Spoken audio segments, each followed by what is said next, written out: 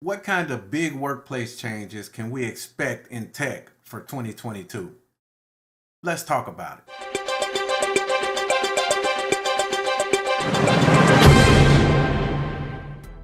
What's going on, tech fam? Welcome back to the Gadgetools Unlimited YouTube channel, where we engage in IT career talk, tutorials, reviews, and news. I'm your host, Warner Bell. I appreciate you stopping through to chop it up. So what are three of the biggest changes we can expect in the workplace? Well, I came across this article from Computer World, and it was talking about the biggest changes that can be expected in 2022.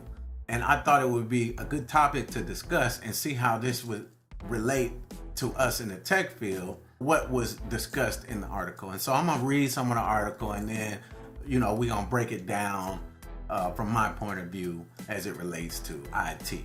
All right, so the title of the article is Three Big Workplace Changes You Can Expect in 22. And the subtitle is, if 2021 was all about the Great Resignation, then 2022 is likely to be about keeping employees happy and engaged as companies sort out what a hybrid workplace looks like. And I totally agree with the second part of that statement. And in my mind, it's always been about how a company can keep their employees happy. I've always felt like, it's a hybrid relationship, so to speak, employer-employee. And if I do hard work, if I take care of the business, if I make the company money, then the right thing to do in my mind for a company is to make me happy, make sure I'm well taken care of, and that is what generates a great symbiotic relationship, right? Little give, little take, nobody feels cheated, we working together. And so in my mind, that's how the whole relationship should work. Big changes have been made, everyone is aware of that, and with that being said, we can't go back to the way it was. That is a watershed moment in the history of the world. Things are gonna be different from here on out. And so let's get into this article and see what they said and discuss how I feel that might pertain to us in the IT industry. All right, so the article starts off by saying the workplace has changed significantly in the past couple of years, and there is unlikely to be any let up this year. But amid a lot of recent industry noise about future metaverse, there are plenty of immediate priorities for business. The CO-19 pandemic has already shaken up perceptions and expectations of what work should be, and most employees now expect greater flexibility over where and when they do their jobs. Adapting to a hybrid remote work strategy will continue to be a focus of many businesses in 2022. And will create headaches for senior leaders and IT teams as more offices reopen and work modes are combined. And so this is singing to the choir, basically. We've all been around and seen what's been going on the last couple of years. And, I can speak to that from an experienced perspective, so to speak. I, before the pandemic, was full-time on-premise IT support, whatever my title was at the time, right? Wake up, get dressed, jump in my car, drive across town through traffic. And if you know anything about DFW traffic, it is a nightmare. But, luckily I lived close to my workplace, so it wasn't that big of a deal for me. But, drive to work every day, go to work, do your job, get off, drive home. Well, after the pandemic, we all know everything starts shutting down, particularly in the industry I work in, the education industry. Schools shut down, so we had to pivot to a remote infrastructure instantly in order to keep schools going and to keep everything going. So that's exactly what we did. Now, I've been working remote ever since, right? And I'm a big advocate, a big fan of working remote. So that's what I've been doing, and I'm loving it. I don't want to go back to a full-time on-premise work environment. I don't want it. And, now I got work-life balance, a little bit more work-life balance. At least I can do stuff that's in my life, have more time to do that. So if you think about it, let's say for instance, let's just walk through it for a second, right? Let's say I live in the suburbs of Dallas, right? And so it takes me 30 minutes to drive to my job with no traffic. That's the scenario, right? No traffic at all. If I jumped in my car and drove straight, the only thing that stopped me was stop signs and stop lights. It would take about 30, maybe a little over 35 minutes, depending on what lights I hit and how long the delay was. When you add traffic to that, at particular times, we know everyone's heading to work at 8 a.m. and then there's a lot of people heading home from work, and everyone's going to lunch at noon, and everyone's going home from work, from 3 to 6. So that adds at least an hour in Dallas traffic to every commute. So let's say it took an hour and a half on most days, and we won't even say hour and a half, let's be generous, say an hour. Takes an hour to drive to work every day on most days. So that means you got to wake up earlier and you got to leave earlier so you can make it to work on time. So, and if you work an 8-hour shift, that's 8 hours plus the hour it takes to drive in and the hour it takes to drive home. So that's 10 hours of your day gone already. You only left with 14. Now, that was just the drive and the work. You need at least an hour to wake up, take care of your business, do the 3 S's, and get dressed. So there's another hour. So, that puts us at 11. And then when you get home from work, you need an hour just to unwind from the day. I know I do. I like to just take an hour. So that puts us at 12 hours, right? Which means, we running out of hours left in the day. What we got left? 12? Okay. Everyone needs 8 hours of sleep at least. This is the recommended. Now, I know as adults, we rarely get that, but I make it a point on my own to make sure I get as much sleep as possible. I just cannot sacrifice my sleep because I feel so much better after I have done so. So you need 8 hours to sleep, right? So what that got us at? 4 hours left. So we got 4 hours left to cook dinner, feed our kids, work on the car if the car need working on, work on the yard if the grass need cut, work on the bills if the bills need upkeep, work on the budget. Whatever we have, all we got left is 4 hours to do it. And it's tough. If you got an extra project that has a deadline you need to get done at work one day, you might need to steal an hour or two of that to work off hours just so you can get that work done, right?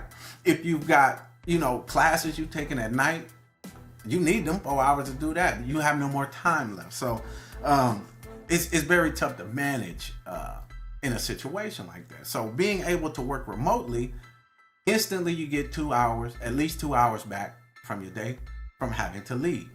You ain't got no lunch hour. You can eat while you're sitting in here, so you're not actually taking that hour of lunch. That's another hour you're gonna get back. So that's 3 extra hours in your day. You can get something else done.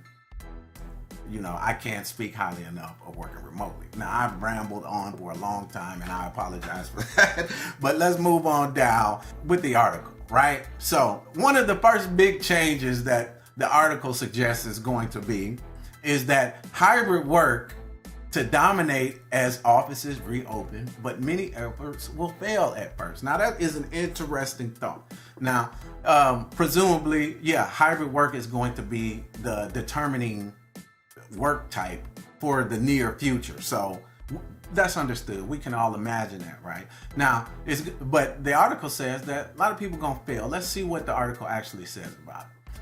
For many organizations, any long-term strategy around remote work remains a work in progress. Definitely true. I can attest to that. We're still ironing out wrinkles. But surveys indicate that some levels of remote work will continue post-pandemic. This is good news for workers who reap the benefits of an improved work-life balance, and for employers with surveys indicating an increase in productivity with remote workers. Now, I think I just touched on that, while I was rambling. Increased productivity, even more better work-life balance. So, makes sense so far. A successful hybrid work strategy bridges both physical and virtual communication to connect employees no matter where they are located. True. That's the overarching goal, at least. Actually achieving this will be a challenge, according to Forrester. Now, the analyst firm predicts that around 10% of companies will go entirely remote post-pandemic. These are going to be probably mostly IT companies. The only time you really have to be on premise is when you have to touch a piece of physical equipment. If the physical equipment ain't down, you ain't gotta touch it, right? And then still a lot of people will be remote because you may have some people who go to touch the physical equipment who go and do that, but the vast majority of the people working don't need to, and they'll be just doing their job. Now it says while 30% will opt for a fully in office, the remaining 60% will take a hybrid approach. So we're looking at 30% of employers saying, nah, we ain't doing it. We want all our employees to come back on campus. And, post-pandemic, as long as there's no pandemic still going on, they can do that without any, hindrances, right? They may very well choose to do that. And then we're going to have 60% that's trying to do some hybrid solution because it may also work better for business. So that's the vast majority of employers going to have some kind of hybrid solution in place. Of those that adopt hybrid work, a third of them will fail, at least in the first attempt, Forrester said in its report. Why is hybrid work so problematic? Well, according to Forrester, while companies now have almost 2 years of experience handling a full remote workforce, on top of many years' experience working in the office, hybrid work is more of an unknown. Combining the two conflicting modes of working creates its own challenges. It's a new thing for nearly almost everyone, says McQueevy. Sure, many organizations have supported distributed teams or have had a handful of fully remote workers in the past, but nothing has prepared the entire organization to learn how to be in the office 2 or 3 days a week. The strategy raises new questions such as who should be in the office on which days and for what purpose. These things companies are ill prepared to answer, he said. The experiments companies will have to undergo to figure out will take an entire year to sort through. And that's just what I was thinking. While companies may not know the implications of fully hybrid or some of the challenges that may arise during a situation like that, it's trial and error, right? You're going to experiment with this. And we're already doing so because that is what we're doing. So we're learning the intricacies of working hybridly right now. And we're seeing the bad things, the good things, and the in-betweens right now. And companies are picking up this data, studying this data in order to make a more structured approach to whatever platform they decide to use when coming back to work, right? And so I think that's the best way to do it, and that is a good idea. And so I totally agree with that. And that McQueevy also assumes companies and corporate leaders have the patience and cultural flexibility to make this happen. For organizations that do not, expect them to revert to all office or all remote policy mid-year, he said. So yeah, it may be easier just to go all office or just to go full remote rather than trying to work out a hybrid. Who's coming in on what days? How many days do you come in? How many days do you stay home? How is the transfer of information between employees and projects with teams being home, teams being here, rotating shifts and days? So all of those might bring up little complications that'll have to be ironed out as you move forward and you learn what's going on with, the structured approach that you've chosen. So just like with anything, I think there'll be a learning curve, but as it relates to IT, I think that we in the tech industry are ahead of that curve because we've always had some form of hybrid or remote work. It's the essence of technology. We want to be able to remotely manage systems. It was probably an easier transition for the tech industry than it was for any other industry. And I think that we're going to be among those 60% of companies who either do very well with hybrid or full remote. Either one of them, both of them will probably do very well with those. The second big change that you might be able to expect in your work industry, right? Well, according to the article, invasive monitoring tools to spur employee backlash, prompt legal action. Now, I don't know if y'all have heard about this, but I've been hearing, and I haven't done a lot of research on this or looking into it, but I've been hearing about employers having their employees working remotely, but forcing them to install monitoring software that does everything from record keystrokes to monitor the amount of time that there's no activity on the computer, watching folks, time they take bathroom breaks, and the whole nine. Just spyware that you're forced to download and install on your company PC that monitors your actions while you're working remotely at home. Man, I can't even imagine that, right? And I would refuse to do it. I just would not. No, that's too much of an invasion of privacy. I'm not ever going to allow that. And if I'm working for a company that says, yeah, well, this is what we want to do, well, I'm just going to find another company to work for. That'll be my cue to instantly start submitting resumes to other companies, because I just can't agree to that. It's too much of an invasion of privacy, and you don't want nobody checking on you, do you? Right? Nobody wants nobody checking on them, seeing what they're doing, seeing what they. All that should matter is, from an employee business management perspective, is the work getting done? Is work getting done? Yes. Well, then it don't matter what happened meantime, in between time, in my mind. So that's the way I would go with it. But let's see what the article says about this. So it says, with remote work likely to remain in some form, businesses will need to consider how they track worker productivity and well-being when physically removed from staff.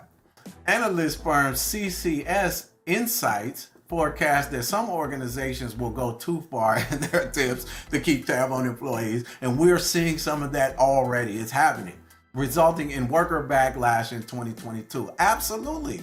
Who's going to put up with that? Wherever and whenever we can protest against it, I believe that we should. Specifically, CCS Insight predicts successful legal action against an employer, such as via a case of constructive dismissal. Business interests in Bossware is what they're calling it. Bossware. This is the invasive application you have to install on your company computer that watches your every move. Bossware. That is hilarious. Bossware style software that provides detailed analytics on employee actions has grown during the CO19 pandemic, drawing criticism from workers' rights groups, as it should. I would definitely criticize these actions as overly intrusive. These tools can include regular screenshots of an employee's laptop or keystroke login to track productivity levels. Depending on how they are implemented, such tools can seriously undermine trust, particularly when used without employee consultation. Absolutely! The article says it's not only Bossware tools that have raised concern. The tech industry more generally is still figuring out how to balance the benefits of workplace data analytics with the need for worker privacy. For instance, the introduction of Microsoft's productivity score last year drew controversy over its inclusion of individual employees' data. Microsoft later took steps to ensure data was anonymized more effectively.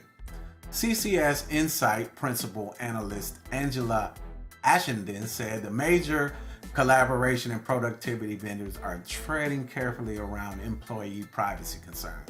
But individual organizations will have to ensure that they don't overstep employee privacy laws and employee perceptions of how much monitoring is acceptable. And that is absolutely right. Obviously, employees are going to have a say when the parameters and the policies surrounding this type of data, software, and so on. Employees are going to have a say in that, you know? And like I said, something has to be signed. Are you cool with this amount of whatever the case may be? If employers get it wrong, at best, the risk damaging employee trust, and at worst, it could see, for example, employees suing for unfair dismissal as a result of the way these tracking tools are used. Yeah, can you imagine, getting fired and you'd be like, what? For what? I do all my work. I get all my work done. And it was like, oh, well, we was watching your activity every day and we noticed that, you didn't do any work during these times, and you take a lunch and you wouldn't log back into your computer, or you'd log into your computer and then nothing would happen for hours. And we tapped into your camera and we saw that you were doing pottery crafts while during work hours, and that's against the rules, so you're fired. And you'd be like, what? And they've got recordings of all of this and all of that. So no, that's just too much. Talk about Big Brother. It says companies can take steps to avoid this scenario, said Ashton. One is to anonymize employee data so it's not misused. More importantly, she said businesses should consider that they are tracking and why, or whether direct monitoring is even necessary, or performance can be tracked in less intrusive ways. Absolutely. Is the work getting done? You got a deadline, you got some deliverables that need to be done. At the due date, is it there? Well, then what does it matter what happened meantime, in between time, right?